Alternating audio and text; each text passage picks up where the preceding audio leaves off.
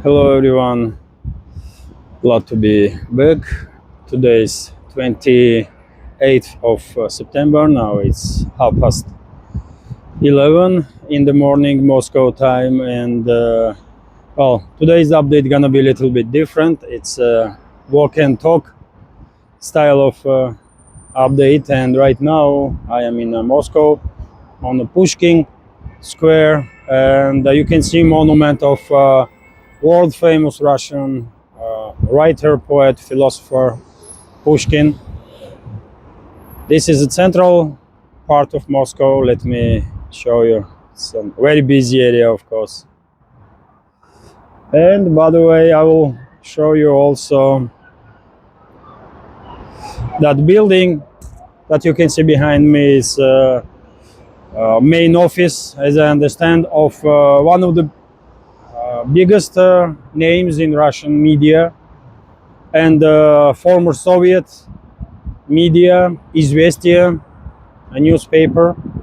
It's located there, and that's been said. Let's talk about news now, and of course, breaking news for this moment is that leadership of Nagorno-Karabakh unrecognized republic made the decision to dissolve republic, to dissolve all governmental structures of Nagorno-Karabakh Republic, and according to statements that was published, this decision by Stepanakert, capital of Nagorno-Karabakh, was made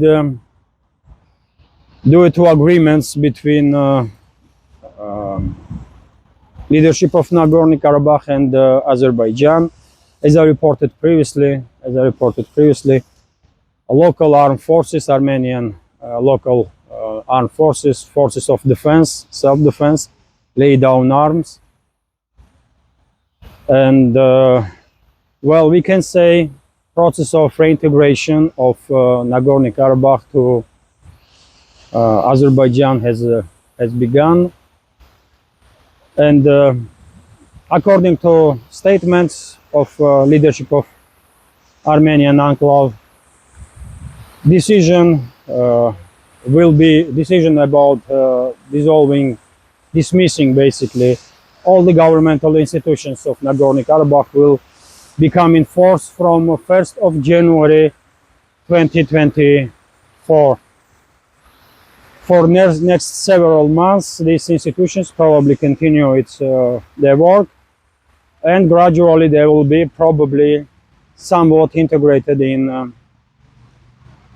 Azerbaijan state institutions, or some of them may be just shut down entirely. And this is of course breaking news. During the day, I'm quite sure there will be some comments and statements from leaders of Armenian society, probably from leadership of Russian Federation also, and of course I will report about it on my Telegram and in the next updates. And by the way, before I continue, let me remind you, if I may, that yesterday evening I did made a stream, 5th stream on our channel, and I will be glad if you will find time to check out that stream. You can see stream itself on main YouTube page.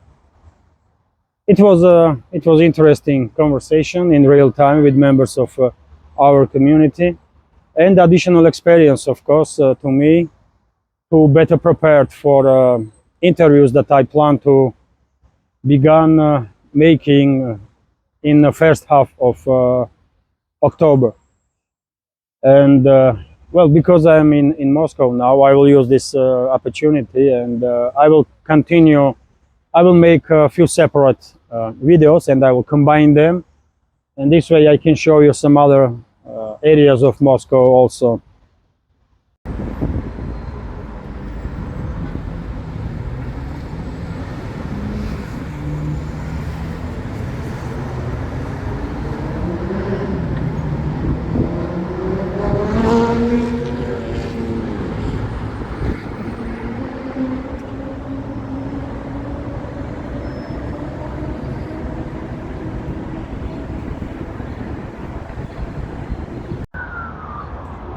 So next topic that I want to share with you is about, of course, Ukrainian battlefield and situation on the front line. Short summary of the situation,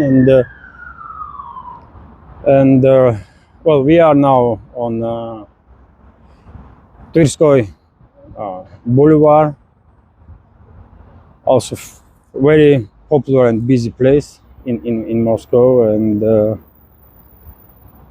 well, when it comes to update or short summary of the situation on the battlefield, there is no significant changes have been reported by Russian language media outlets or Russian Telegram pages. It's usual stuff: artillery duels between the sides, local scale skirmishes, drone wars, of course, and some recon enforce operations, but nothing in the scale that will influence overall situation on any of the sectors of the front line in immediate future. And but there are some quite interesting news also that coming from the front line. For example, Russian media did report about several Ukrainian units that did surrender in Rabotina and not Klishevka, but in Rabotina and Pitikhatki area, yes, little west of Rabotina.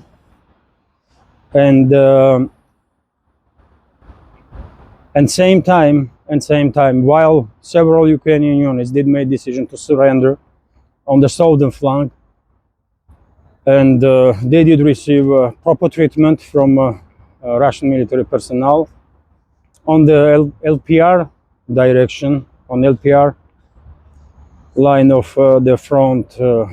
Exactly the very different story did take place. One of the units of Ukrainian forces did contact Russian militaries that they are planning to surrender, and when they come close to Russian positions, they open fire. And at the very same time, some other Ukrainian unit did try to flank Russian positions. It was, in my understanding, that was a war crime. That was a pure war crime that was conducted by Ukrainian forces. They didn't manage to achieve to anything. Russian side was ready for such possibility, and they did neutralize these attackers. But these kind of actions, of course, makes much more difficult for other Ukrainian units to surrender safely, because we should always remember that these people have weapons on their hands, and this process of lay down arms and surrendering is not as easy as one may think. And this type of actions from Ukrainian military, which is, in my understanding, war crime, definitely makes life more difficult for Ukrainian soldiers that are thinking to surrender in coming days and weeks. And there will be more and more instances when Ukrainian forces will lay down arms, because we can see clearly yet another wave have begun of process when Ukrainian forces are in mass, one may say, beginning to lay down arms and surrender. I did share some videos on my Telegram. Probably you did, many of you did see it, videos, and it's becoming everyday routine now. And possibly Kiev regime did try with such a provocation on LPR direction when one of the units did contact Russian side and claim that they are surrendering, and they did start shooting at Russians. Maybe Kiev conducted such a provocation in case to make it difficult for other Ukrainian units to lay down arms. Probably that was the case, because almost on daily basis now we are seeing videos. Sometimes it's several Ukrainian military personnel, sometimes it's entire units that are surrendering. And this is process, by the way. We are seeing now process of collapse. In my understanding, process of collapse, beginning of the end of Ukrainian armed forces as a more or less capable entity, and this first glimpse of collapse of Ukrainian armed forces can be seen already. And dear friends, let me show you this building here. This is a famous theater, by the way, Mkhat. This is Mkhat, by the way, a famous theater worldwide, I will say, not just in Russia or former Soviet Union. And it's located here on a boulevard, on Tverskoy Boulevard. And dear friends, a little bit not far away from here, there is another office or headquarters of one of the biggest Russian media. And I will continue from there. You may find it interesting.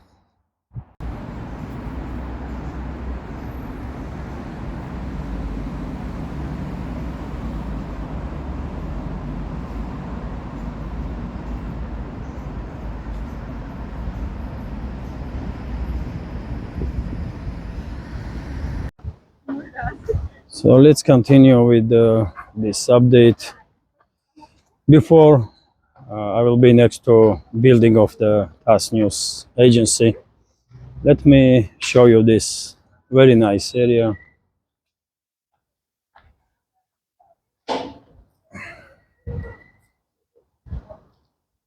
This area is Patriarchy Prudy.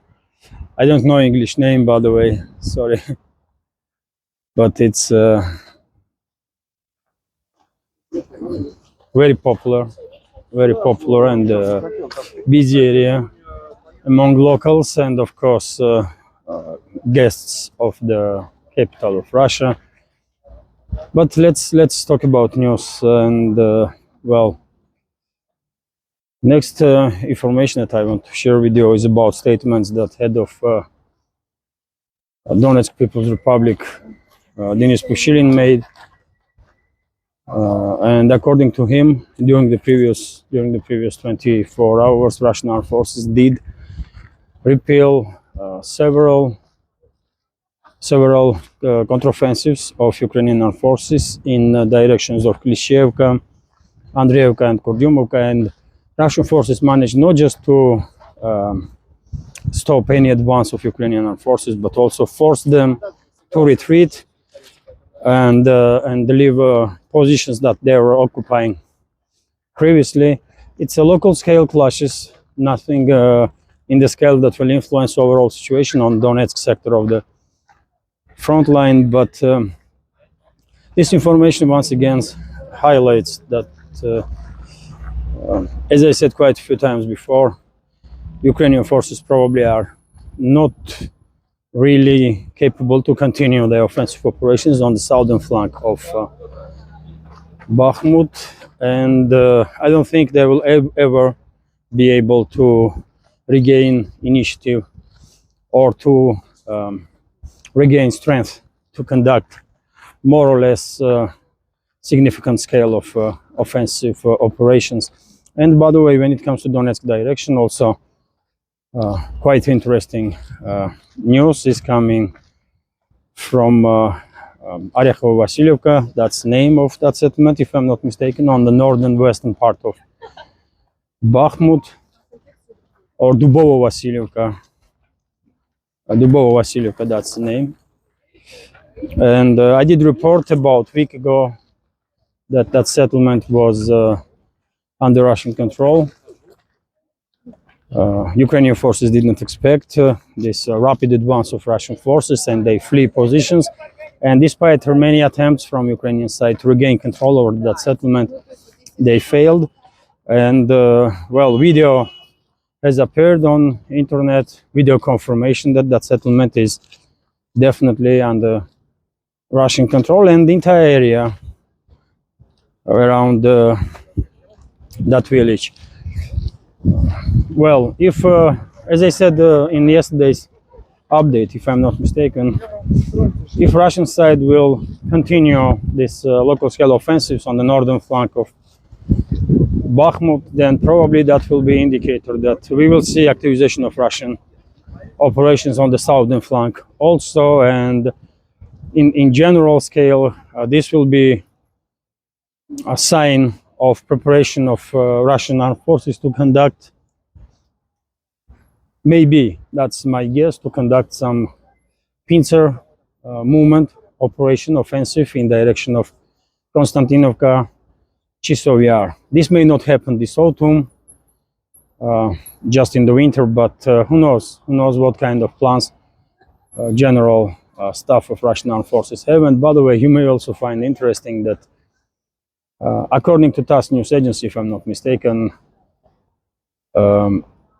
Ukrainian side, Kiev regime did ask its Western patrons or masters to for deliveries of long-range missiles, not just to strike deep inside Russian territory, but to also strike in direction of Syria and Iran, which is, you tell me how crazy is that? Even to think about this. And this information definitely once again highlights how out of touch with reality Zelensky and his associates become, especially lately when they failed miserably to provide their Western masters any significant reasoning for Western support to be continued. And dear friends, from this area, we will move from this really nice area, isn't it? We will move now in direction of TASS news agency, building of that news agency. If you ever will be in Moscow, you will probably visit this place. There is a nice area for to walk around, and also plenty of bars and restaurants and so on.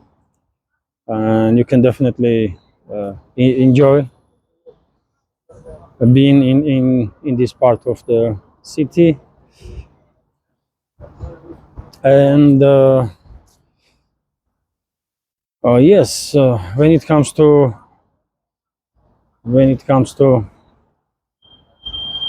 let me cross this road. When it comes to some other news, as I said, I will continue right next to TASS building, because I only have like 3-4 news left for these short updates, so I will continue there.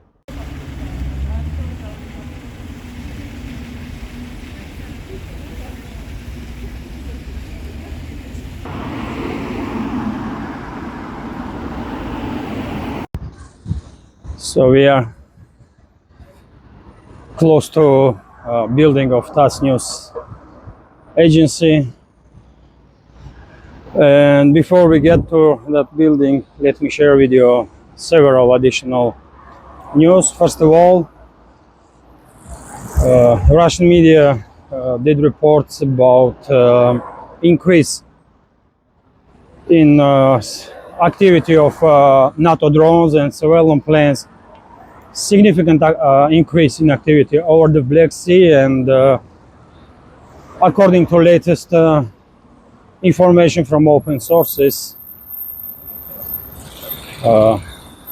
every single week, NATO member states increase their surveillance activity over the Black Sea from 7 flights up to 21 flights, which is truly quite significant increase. And let me show you that building. That square building is TASS news agency's I guess headquarters or main office, although they may have some other, and probably do have some other offices also, because TASS is of course one of the major Russian news agencies.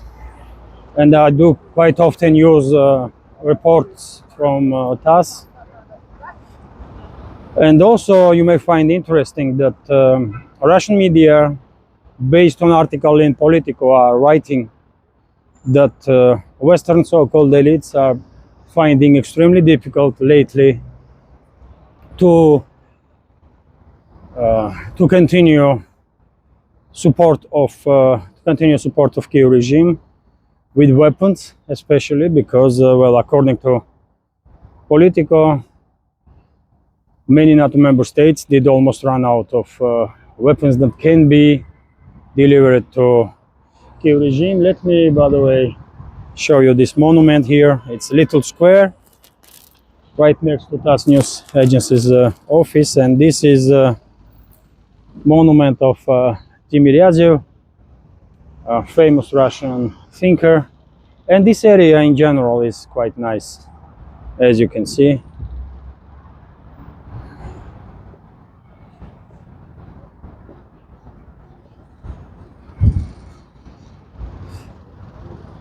And as I said many times before, by the way, Moscow is quite friendly to its residents and to guests of the capital. And one more news for this short update is that Russia and Poland made demand extradition of that war criminal, mass murderer that was celebrated in Canadian Parliament just a few days ago. Both states, official representatives of both states, Russia and Poland, did make such statements. I don't think Canada will extradite that SS veteran. I don't even know if I can use this word, by the way. But I don't think Canada will extradite that Nazi mass murderer that was celebrated in Canadian Parliament to Poland or Russia. But this story is not going away. It is not going away, and in my opinion, Canadian government did not make an honest mistake. It was a clear attempt on part of Trudeau and his criminal associates to whitewash Ukrainian Nazis, to whitewash Nazis in general, because they knew perfectly well who they were inviting in Parliament. And that's how, I guess, world did see it. Probably Trudeau and his associates were all their masters, true rulers of the Western world, were thinking that under this immense wave of anti-Russian hysteria, especially in the Western world, they can somehow manage to whitewash or rehabilitate